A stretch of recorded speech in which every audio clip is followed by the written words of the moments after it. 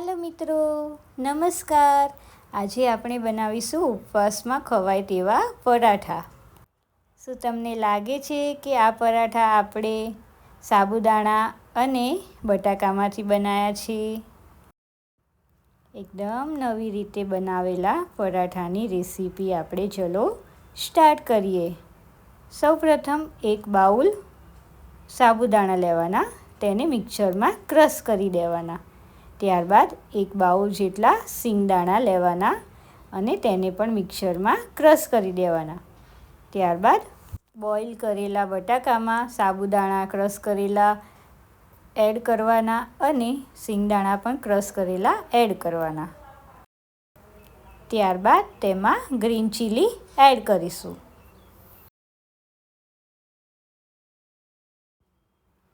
તેમાં થોડી કોથમીર એડ કરીશું. સ્વાદ પ્રમાણે મીઠું એડ કરીશું અને સ્વાદ પ્રમાણે લાલ મરચું એડ કરીશું. ત્યારબાદ બધી વસ્તુને સરખી રીતે મિક્સ કરી લેશું. ચપટી સુગર એડ કરીશું અને લેમન જ્યુસ એડ કરીને પરાઠા માટેનો લોટ રેડી કરી લેશું.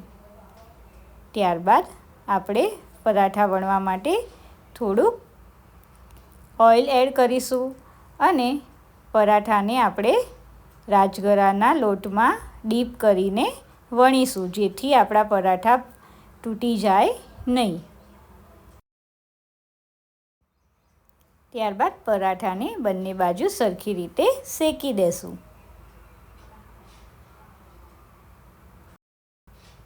અહીંયા આપણા પરાઠા તૂટી ના જાય તેના માટે રાજગરાનો લોટ યુઝ કર્યો છે, જેથી પરાઠા એકદમ ક્રિસ્પી અને ક્રન્ચી બને છે.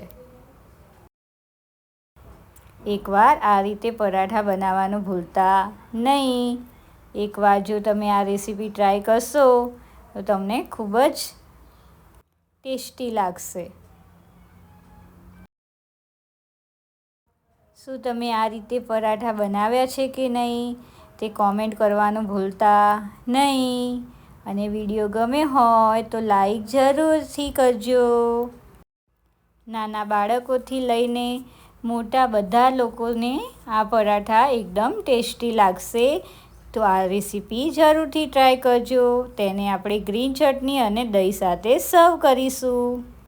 Thank you. Subscribe my channel and join cooking with Disha.